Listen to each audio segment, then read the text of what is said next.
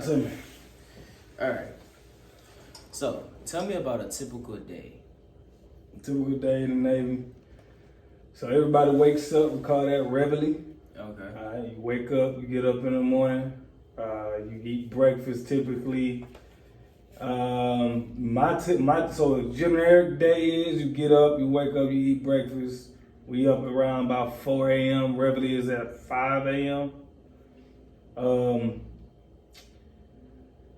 There's a plan of the day. You follow the plan of the day. You go where you need to go, where you need it from the previous day. Pick up work from leftover from the previous day, and then that's when you we call it muster, which you take roll call with your divisions. Once you muster with your divisions, they give out other orders for the day, whatever tasks need to be done. You complete those tasks and you stay in whatever watch you have during the day. You eat lunch. After lunch, you just go finish work, you eat dinner. Then after dinner, pretty much done for the day unless you got a job like mine. So my days consist of, I was a cook in the Navy when I first started. I wake up at 3:30 a.m., get breakfast started. With me and my guys, we get breakfast started. Breakfast served at 5:30. After that, we get started on lunch right away. We don't typically get a break until around about 2 p.m. From 4 to 2 p.m., you up working nonstop. We got different stuff coming in throughout the day. We might get stores that day. You might get supplies come on the ship. We gotta take inventory. A lot of little stuff that you gotta do throughout the day. But once you're pretty much done with your tasks, other than that, you just chilling until it's time to do it all over again. All right. So what kind of problems did you deal with? My biggest problem was when I first started was I was 22 when I joined, so I thought I knew it all. That was my biggest problem. My biggest problem was not being accepted, we're not receiving new ways of doing things. Gotcha. I didn't adjust well, so that was my biggest problem. Gotcha. So if you had to break it up into percentages, how did you usually spend your day? I know you said most of it was cooking. Oh shoot. Yeah, when I was a cook, most of it was cooking. When I was in supply, most of it was doing inventory, issuing out parts to the other divisions. When I was in security, most of it was standing watch at the gate for 15 hours a day. Ooh. Yeah, so it's 12-hour shifts, but after that, you got other stuff to do. You got to clean your weapon, you got to do other stuff. Write reports and stuff like that, so it turned to a 12 to 15-hour day. So for percentage of my day, I'm working. 70% of the day you're working. When you're on deployment, 24 hours, you're working pretty much all day. Oh, man. So why did this type of work interest you? Like, how did you get started? Well, I wanted to join from the get-go, but I decided to give college a try. So I gave college a try. College did not work out. So I went to join the Navy, and I asked them for the first job they had available, which was a mistake at first, but it turned out to work out well. Gotcha. So what do you like most about your job? Oh, the connections. As a cook on the ship, I can get whatever I want. Because, everybody want food. And so I got something they want, so they come to me. We barter a lot on the ship. If you got somebody who work in admin, they could push a chick through, anything through. I got cookies for you and your folk. Then go ahead, we push all that through. I bring them cookies up there, you sign my stuff, everybody happy. So the connection is probably the biggest thing. So do you have any special words or warning of encouragement, like as a result of your experience?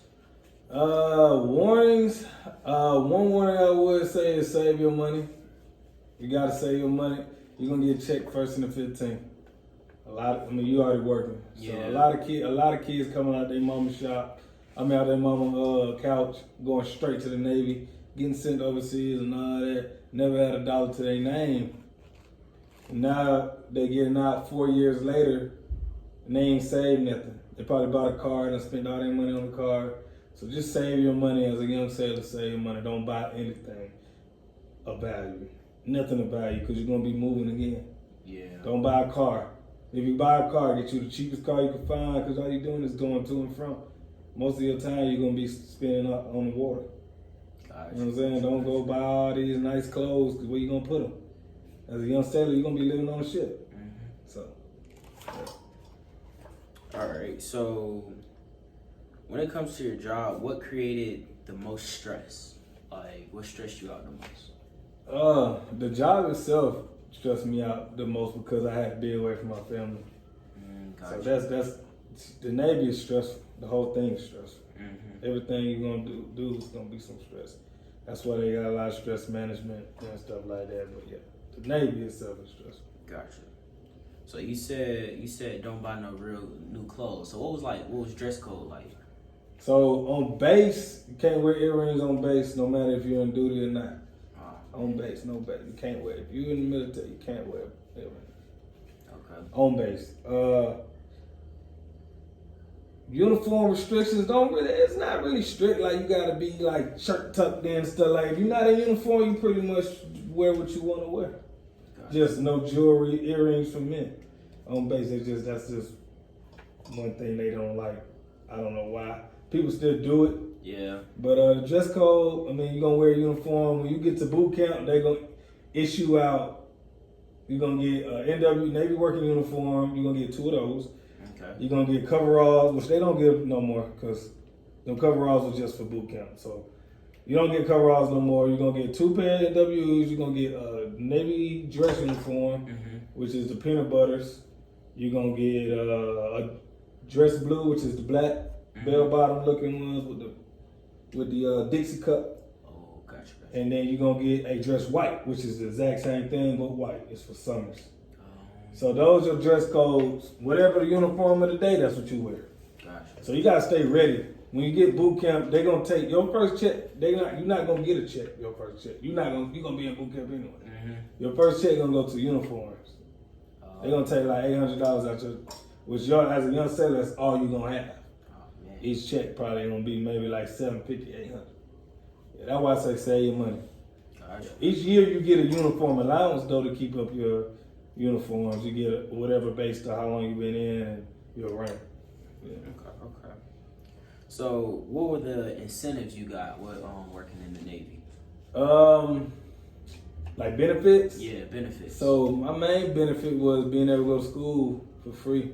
That's something that you can relate to because right now, I mean, honestly, my biggest benefit is the VA loan, being able to buy my home with no down payment. But you're not ready for that. So the best thing is for you right now is to as far as benefits is to stay honorable so you can get all your GI Bill. That's a lot of money on the table. Okay. You're gonna get a check every month when you get out the Navy when you use your GI Bill.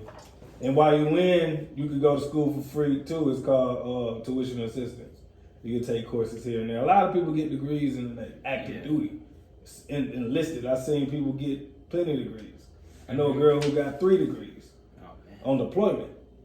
So man, it can be done. But the biggest benefit is education benefits. My kids can go to free. My wife goes to school for free. My kids and me, and they all can get a check for it. Oh man, that's good.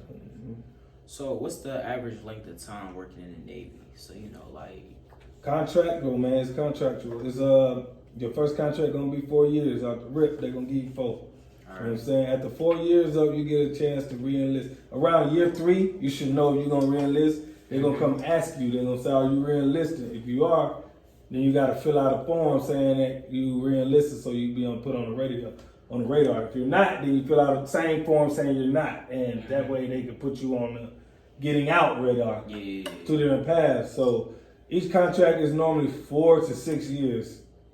A lot of people will take the 6 years. If somebody tell you they got a 6-year contract, they got an enlistment bonus. Because the longer you sign up for it, the more money they give you if your job has a bonus. Most of them don't. That's why you gotta choose your job wisely. Okay. Yeah. So you go a little more in depth about like work hours. Like you said 12 to 15, 24. So work hours, man, that's why job gotta choose your job wisely. I'm gonna say that again because I was a cook. All right. Mind you, took that we got 3 meals plus midnight rations we had to make. So we always working. Okay. You got other jobs like PSs, personnel specialists. They in the office all day. They deal with your money. They had a computer. They just got shifts. They either working in the office or they on watch. Gotcha. So every job got its own little flow, but everybody working every day, all day. So it's just different jobs, different. Or you could be a boss and be outside all day. Rain, sleet, snow, shine, it don't matter. You're gonna be outside. High waves, low waves, ship rocking, ship still. You're gonna be outside. Gotcha. So, what skills or talents are like essential to being in this job? Like, what skills did you? You gotta have your own personality, man. You gotta figure out what you good at and what you like to do outside the Navy. They're gonna teach you everything they want you to know. They're gonna teach you everything they want you to do. Gotcha. So you ain't gotta worry about that. They're gonna tell you where to go. They're gonna tell you where to stand. They're gonna tell you where to sleep when you first join. Gotcha. What you should be doing is figuring out the things that interest you in the Navy and outside the Navy, so that when they release you after a year and you on your own and you doing things, you out of school, because at the boot camp you go to your school training, it's called A school, and then you might go to C school. And you could be in boot camp from 6 weeks, and then you go to A school, and you could be at IT, and you go to A school for 3 months. So you don't get to your first duty station until maybe a year later. So you already got a year in. So after that, they're expecting you to know everything you need to know. They taught you. But also in the same thing, you should have something that you want to do in the Navy to better your career, so that you can go where you want. Or if you know you want to get out in 2-3 years, start thinking of things that you can do outside. So start developing skills. Me, I started cutting hair. Gotcha. So, I mean, just find your talent, man, what you're good at. Okay, so I know we talked about benefits, but like, other than benefits, what other opportunities opened up for you when you got out the Navy?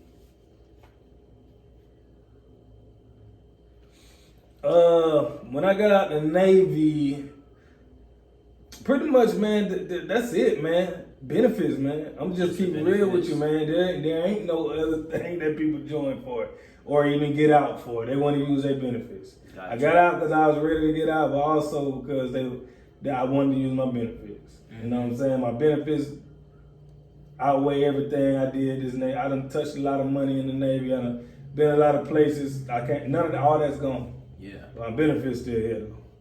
So that's it, bro. That's it, benefits. Gotcha. That's all we doing this for. Ain't none of that other stuff. That country, you're doing it for you. You can do it for your country, but do it for your benefits. Yeah. Most definitely. Yeah. Okay. So what changes are like occurring in the Navy? So like what do you think? Oh, the biggest change, man, is you don't get no thrift saving plan. You don't get no 401k. Really? And you can't retire and you can't get a pension. If you do 20 years, you don't get a pension. You may not know the significance of that, but if you do 20, if you retire somewhere and you put all this time in, it used to be where you could do 20 years, and after that 20 years, you get a check for the rest of your life. It's not like that no more. That's why I said save your money, because now they want you to they're going to take a percentage of your check and put it into your thrift saving plans, but it's up to you to match it. They can match up to 5%. So the biggest change is finances, man. They paying savers more money, giving people a lot of enlistment bonuses, but then at the end of the day, you, like I said, you're giving this young sailor who just got his mama couch, you're giving him $950 a check or a month or whatever, I forget what it is, and now you expect him to save money. So I guess they got away with that, and so they said, all right, we're going to force you to save. So now they take 5% of your check, and they put they take it really up to 5% and put in max your TSP. It's just so you can save money. Gotcha. Yeah. All right, and then last question. What can you suggest for me to do before I get to the Navy? Like, what things can you suggest? I can suggest a lot. You already in shape. Yeah. I wouldn't worry about that. I mean, the biggest thing I would suggest is to know what you want, what job you want to do before you even gonna talk to them folks. Gotcha. They're gonna try to manipulate. I was a recruiter. All right, I can get you to take any job I want. I can sell you anything. You know what I'm saying? I sell you my left leg and tell you it's a boat oar. tell you can get from here to there. I could do that. And there's better recruiters out there, especially in Atlanta, that can do that too. That's why they put us in these places, because they know we, you know what I'm saying? I was a barber. They already knew what's up. I knew everybody. So they wanted me to recruit. So I recruited for 2 years. So know what you want to do before you come see a recruiter, because as soon as you come see me, I already got a list of jobs I need to fill.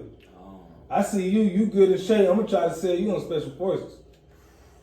They tried to do me like that. They wanted me to go special forces. I didn't want to. So I was going through all these trainings, and I didn't get manipulated by the recruiters. And after a while, after 2 months, I'm like, I don't want to do this. And so now I had to take the next available job I needed to go, which was cook. So that's how I got stuck with cook. So you can get stuck with a job if you don't know what you want to do. Gotcha. Know what you want to do before you go see them folks, because you could end up being a bosun mate. You don't want to be a bosun. You're too smart for that. Yeah. You're too smart to be a cook. You're too smart. I mean, don't get me wrong. I mean, the best tailors are those jobs because we hard workers. Yeah. But it's not the smartest job. It's not the smartest route to take. Go IT.